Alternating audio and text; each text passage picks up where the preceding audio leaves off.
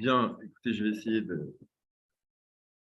d'aller un peu plus vite que ce qui avait été prévu au début. Bien, donc je vais vous parler d'un cas qui m'a beaucoup fait réfléchir sur, alors autrement, sur les troubles de l'identité sexuelle à l'adolescence, effectivement du côté des amitiés particulières, donc à entendre le trouble au sens dynamique, au sens conflictuel de quelque chose, c'est plus trop, hein, on crie. Donc, je vais aller un peu plus vite que prévu. Je reçois un coup de téléphone d'une mère qui demande à ce que je reçoive son fils, qui a à peu près 18 ans à l'époque, qui vole de l'argent, qui a des attitudes de violence verbale, de passivité agressive, bref, de difficultés à communiquer, qui est méprisant. Et j'écoute cette femme et je trouve que cette liste dressée par la mère au téléphone est très longue pour qualifier avec un vocabulaire souvent très psychologisant les raisons qui devaient motiver un travail thérapeutique. Donc, je me dis que quand même, l'essentiel, c'est que son fils soit d'accord et on désire d'être en thérapie. Et puis, 2 mois après, je reçois un coup de fil avec une voix assez grave. Et puis, effectivement, Emmanuel demande un rendez-vous et je le reçois. Il arrive dans une présentation un peu étrange. C'est vrai que c'est l'été, mais il arrive en tenue de sport avec un short et un débardeur, avec des sneakers comme chaussures. Et cette tenue donc laisse apparaître ses muscles qui sont saillants, avec une structure corporelle assez imposante et qui me laisse, moi d'ailleurs, dans une sorte de complexe un peu de l'intellectuel qui est enfoncé dans son fauteuil par rapport à un jeune homme comme ça qui présente une sorte de force brute. Il faut travailler un peu pour réduire un peu sa résistance à venir, puisque quand même, je suis un psy qui a été trouvé par le camp maternel et on se met d'accord pour de quelques séances pour qu'il participe en payant 10 euros lui, hein, alors que la mère donnait un chèque pour qu'il vienne. Alors, ses parents ne sont pas séparés, mais son père, du fait de son travail, c'est un athlète de haut niveau, il vit dans un autre pays et il ne revient qu'une fois par mois. Bon, et moi, je pressens que sous cette allure de couple où tout semble, vu du dehors, bien aller, peut-être que c'est un couple qui bat de l'aile, puisque ça fait très longtemps que son père ne rentre qu'une fois par mois depuis qu'il est tout petit. Il soupçonne sa mère d'avoir des amants, alors que son père, qui est loin et idéalisé, semble intouchable. Alors, dans sa vie, il parle beaucoup du sport, puisqu'il a caressé des espoirs nationaux du côté du football. Et dans cette équipe, il est très lié, capitaine de l'équipe, avec qui d'ailleurs il a partagé une chambre d'internat.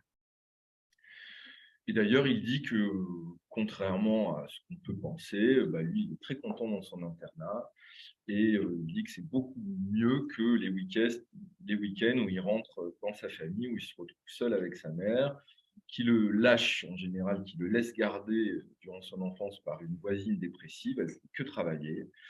Et voilà. Et il décrit un peu sa souffrance de la sorte dans sa demande. Il vit sa vie un peu coupée en 2 temps. Il y a eu une blessure qui s'est passée au foot. À un moment donné, en jouant, il veut changer de direction, il prend appui sur son pied et une vieille blessure mal soignée au niveau de la cheville se révèle. Et tout d'un coup, tout a lâché, la fracture de la cheville. Et à ce moment-là, tout s'écroule. C'est-à-dire que, alors qu'il devait participer aux compétitions il était dans le pôle espoir pour passer en national, eh bien, l'équipe, bien sûr, ne peut pas le garder. Et donc, il perd à la fois tout son corps social avec son équipe, ses amis, cette complicité, cette collectivité. Et puis, bon, il se sent déqualifié, abandonné, rabaissé, blessé. Et bien sûr, ses camarades regrettent la décision de l'équipe d'avoir dû l'abandonner, mais il continue sans lui. Alors, c'est un élève brillant, il a eu la mention bien au bac scientifique, il a été accepté dans une école préparatoire, mais là, il vit autrement, on pourrait dire, les valeurs du narcissisme phallique, hein, qu'il connaissait quand même dans la compétition sportive. Mais il dit que dans la compétition sportive, c'était quand même collectif, alors que là, dans l'école de prépa, eh bien, c'est tout à fait individuel. Et d'ailleurs, ils sont d'autant plus fragilisés que souvent les meilleurs dans cette école, ce sont des filles. Il ne sait pas trop comment il s'est débrouillé pour arriver en deuxième année de prépa, parce que quand même à 19 ans, il est déjà en deuxième année de prépa, ce qui signifie quand même qu'il avait bien réussi. Et bon, voilà, hein, j'aperçois un système un peu clivé, hein, où le masculin et le féminin sont vraiment caractérisés par des caricatures, on pourrait dire, hein. Il est pris dans des espèces de virilisation défensive qui muselle un peu son intelligence sensible et vit un peu son corps érotique réduit comme un instrument fort, énergétique, puissant, performant, fiable, un peu comme une sorte de robot militaire de combat. Et dans cette optique, eh bien, la sensibilité devient une sensiblerie, la solidarité une utopie, la patience un gaspillage de temps ou un aveu de faiblesse, et le temps pour penser une incapacité à décider et à agir. Dans ces conditions, bon, la gentillesse aussi une foutaise inutile et la douceur une mollesse d'âme. Dans ce système de l'école prépa commerce, hein, les apparences externes de réussite, le championnat des performances deviennent les seuls objets un peu d'investissement et de conquête sans limite. Et pourtant, je me dis que ne rien ressentir pour l'autre, ne rien ressentir en soi, c'est aussi une manière de mourir à soi. Alors, du côté des imagos parentales, son père semble soutenir son caractère moteur et sportif, hein. Son père, c'est un athlète de haut niveau, qui est un nageur. Et les tendances intellectuelles avec lesquelles il éprouve un peu plus de difficultés, surtout à la prépa, semblent plus adossées aux représentations qu'il se fait de sa mère, femme de dossier. Depuis la blessure et l'entrée en prépa, et bien malgré lui, il se sent entraîné du côté de sa mère. Il a l'impression que quelque chose a changé avec le père, comme s'il l'avait déçu, trahi, avec cette blessure castratrice qui le tirerait fantasmatiquement du côté du féminin. Et comme si l'entame de l'idéal professionnel sportif lui avait fait perdre sa valeur de doublure narcissique du père. Il ressemble physiquement beaucoup à son père et se demande d'ailleurs parfois si la haine qu'il croit ressentir de la part de sa mère ne s'adresserait pas, de près ou de loin, à son père si absent du foyer. Il sait que lorsqu'il était bébé, entre 5 et 9 mois, les 5 premiers mois de sa vie, euh, du fait d'une maladie cardiaque apparemment de la mère, qui a nécessité plusieurs hospitalisations, son père, d'une manière très exceptionnelle, est resté en France et s'est occupé de lui, en tout cas au moins 6 mois. Donc c'est un père un peu maternant. Il se rappelle aussi, lors de son enfance, de la réanimation de l'ambiance à la maison, lorsque son père revenait de loin avec des cadeaux et lui proposait de faire des balades en vélo avec lui. Donc, j'entends que sa représentation du féminin semble un peu adossée à une imago maternelle dangereuse, froide, abîmée par la maladie, instable et infidèle. Et lui, depuis sa blessure, il dit qu'il est loin le temps où il se vivait comme un taureau invincible, alors qu'il récolte aujourd'hui des résultats souvent inférieurs à celui des filles de sa classe. Pour contre-investir ce complexe d'infériorité par rapport à ces filles intelligentes qui lui rappellent sa mère, Emmanuel, peut-être pour se venger, consomme des filles plus qu'il ne les aime. Donc il se fait des filles en boîte, comme il dit. Bon, voilà, c'est un peu l'ordinaire de sa sexualité de jeune adulte, éloigné de la tendresse et du sentiment amoureux. Les filles qui s'attachent à lui prennent la tête, entre guillemets, et il préfère les consommer, s'en débarrasser pour, je cite, ne garder d'elles que le meilleur, la garantie de bonnes sensations, à l'instar de ce que l'on peut éprouver dans un entraînement sportif. En ne s'attachant pas, il ne se risque pas à l'épreuve de l'amour. Cette configuration de sa vie sexuelle laisse entendre une forme de vengeance vis-à-vis de la femme désirante cachée, tout le masque caricatural de cette femme froide et intelligente que du côté de la mère. Et si la mère avait décrit au téléphone leur lien à la façon d'une guerre, j'imaginais dans quelle mesure le passage d'une passion amoureuse à une passion haineuse pouvait apporter la garantie de conserver inchangées certaines positions psychiques régressives de fusion et de dépendance. Alors, si son rapport à la sexualité sportive, sans investissement amoureux, lui assure de ne pas se prendre la tête, la mécanique érotique se dérègle parfois lorsqu'il perçoit chez sa partenaire une zone flasque, par exemple un léger double menton ou une zone qui pendouille. Le symptôme d'impuissance arrive alors brusquement, et donc on entend un peu cela ce que Freud raconte dans du rabaissement généralisé de la vie amoureuse, c'est-à-dire comment le symptôme d'impuissance montre la difficulté des courants tendres et sensuels à se rejoindre. Si ces deux courants, de ces deux courants, le plus ancien est le courant tendre, provenant de l'enfance. D'accord. L'attachement aux personnes qui lui prodiguent les soins. Quand vient la puberté, ajoute Freud, le courant sensuel, lui, ne méconnaît pas ses buts, même s'il se trouve régulièrement inhibé. Bon. On entend bien le clivage, là, chez lui, là où ils désirent, ils ne peuvent t'aimer. Bon, je passe. Alors, que se passe-t-il chez Emmanuel qui maintient une forme d'hyperactivité ou d'hypopassivité, si on suit les hypothèses de Jean-Yves Chagnon? Il y a un besoin permanent d'activité et de motricité qui lui permet de se sentir vivant et masculin. Un jour, il me lance sur un mode de séduction un peu homosexuel. Le sexe, il n'y a quand même pas mieux comme activité cardio. Il avait regardé sur Internet mes travaux sur les néosexualités et semblait chercher une forme de complicité masculine avec moi. Je reformulais en ces termes sa proposition. Si je comprends bien, vous êtes en train de me dire que pour le cœur, il n'y a pas mieux que le sexe. Emmanuel s'arrêta net de gigoter les jambes.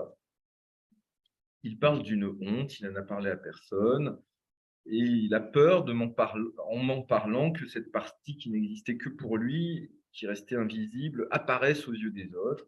Et il évoque une histoire où il me parle de Victor, son meilleur ami, le capitaine de l'équipe de foot, son camarade de chambre d'internat. Il me dit, c'est vraiment mon frère. Et qu'est-ce qui s'est passé? Il y a eu un week-end après la blessure, parce qu'il est dans la même école prépa que lui, où il continue à s'entraîner tous les week-ends quand même si il est blessé. Et Victor lui dit non, là ce week-end, je ne pourrais pas m'entraîner avec toi.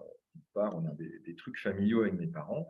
Et finalement, il appelle les parents, il se rend compte que Victor est allé s'entraîner avec notre copain. Et alors là, il dit qu'il a vraiment vécu un effondrement et il est surpris de se sentir jaloux. Lui qui n'a jamais auparavant éprouvé un sentiment de rivalité, jaloux, ni même de chagrin d'amour, en tout cas conscient, est vivement déstabilisé. Doit-il s'inquiéter pour sa sexualité? Si en termes d'être, Emmanuel se sent hétérosexuel, il est excité sexuellement par des filles, il est vivement troublé par ce chagrin qui l'assaille. Étrangement, alors qu'il n'a jamais été jaloux de nombreuses conquêtes féminines de Victor, il se trouve dans une détresse mêlant jalousie haineuse et sentiment d'impuissance lorsque son meilleur ami s'entraîne avec notre copain. Alors, si le féminin était menaçant pour lui, sa désaffectation avec les filles pouvait apparaître comme une solution défensive assez ordinaire à l'adolescence, une solution peut-être même préventive contre l'angoisse d'abandon, mais aussi peut-être contre l'angoisse d'aimer, contre l'angoisse de l'altérité. Et dans ce contexte, l'addiction au sport, les muscles et le masculin le rassurent. De son père, Emmanuel cultive la représentation d'un homme juste, sportif, joyeux et plein d'humour. Il se demande d'ailleurs comment son père a pu être attiré par sa mère, lui qui les vit complètement opposés psychologiquement. moi, ce que j'entends aussi, c'est que dans le clivage des imago-parentales, ça lui permet, en tant que petite Oedipe, de séparer ses parents et que peut-être aussi quelque chose de traumatique dans la réalisation de ce fantasme, du fait de l'éloignement effectif, le rapproche de la mère. Il se souvient aussi d'avoir songé à la mort de sa mère aux alentours de ses 6 ans, et il s'était dit que il serait bien plus heureux seul avec son père. Donc on perçoit aussi les modalités d'un complexe Oedipe dominé, on pourrait dire, par une configuration dite un peu inversée, lorsque l'amour tendre se porte sur le parent du même sexe et que la rivalité haineuse s'exerce sur le parent du sexe opposé. La rivalité manifeste. Combien il me reste? 5 minutes. 5 minutes. Du fait des configurations du complexe d'Oedipe positif et négatif, le conflit oedipien le pousse vers une double identification, masculine et féminine. Alors, moi, ce cas m'a beaucoup fait penser à l'ouvrage de Stefan Zweig, La confusion des sentiments. Et j'ai trouvé une lettre que Freud adresse à Zweig en 1926 et où Freud s'interroge. Pourquoi l'homme ne peut-il pas accepter l'amour physique de l'homme, même lorsqu'il se sent très fortement lié à lui sur le plan psychique? Ce ne serait pas contre la nature de l'éros, qui, avec le dépassement de la rivalité naturelle entre les hommes, attitude de jalousie, connaîtrait un triomphe remarquable. L'amour d'homme à homme serait aussi plus facile sur le plan du développement historique. Il serait peut-être même plus satisfaisant, étant donné qu'il n'aurait pas à dépasser ce dernier, reste d'étrangeté entre hommes et femmes, et recèlerait par ce supplément de sadisme qui envenime les relations des deux sexes. Il n'est pas non plus contre la nature humaine, car celle-ci est bisexuelle. Plus encore, cette incapacité n'a pas toujours existé. Elle semble exister uniquement pour nous aujourd'hui, et même pas pour tous. Là où elle existe, elle est insurmontable. Celui qui la rencontre doit souffrir sans espoir. Qu'est-ce qui fonde cette répulsion élémentaire et qui pourtant ne peut pas s'expliquer par les éléments? On ne le sait pas. Et la nouvelle, donc de Zweig, n'essaie pas de le découvrir. Avec raison sans doute, elle met en évidence la relation antérieure au père. Elle montre les tentatives de compensation par une exagération violente de la virilité, mais se limite à représenter le problème tel qu'on le rencontre. Cette démonstration se fait avec tant d'art, de franchise, d'amour, du vrai et de sincérité. Elle est si libre de tout mensonge et de toute sentimentalité propre à notre époque que je reconnais volontiers ne rien pouvoir m'imaginer de plus réussi. Il écrit ça à Stephen. Bon. Alors, durant de nombreuses séances consacrées à son lien à Victor, Emmanuel m'a souvent pris à partie, questionné. Il s'est agi pour moi de processualiser l'affaire sans la normaliser, sans la pathologiser, pour en privilégier une dynamique, la dynamique d'une ambiguïté, d'une ambivalence, dans cette configuration particulière où le désir se porte vers les filles, tandis que l'amour tendre et jaloux est éprouvé avec un garçon. Alors, bon, je vais terminer par un rêve qu'il a pu me faire après quelques absences.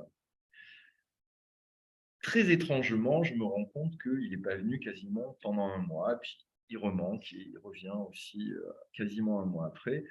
Je remarque que c'est un peu le rythme des fréquences de rencontre avec son père.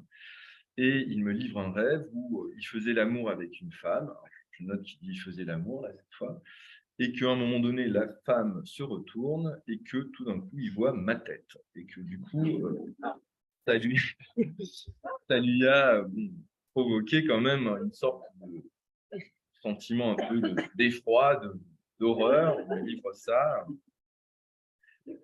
Donc, je lui ai demandé si c'était ça qui avait peut-être justifié le fait qu'il vienne aussi peu, il dit faire, que vraiment je suis bête, vraiment, lui il fait pas des études de psycho, et que quand on a des examens en prépa, on peut pas aller chez le psy toutes les semaines.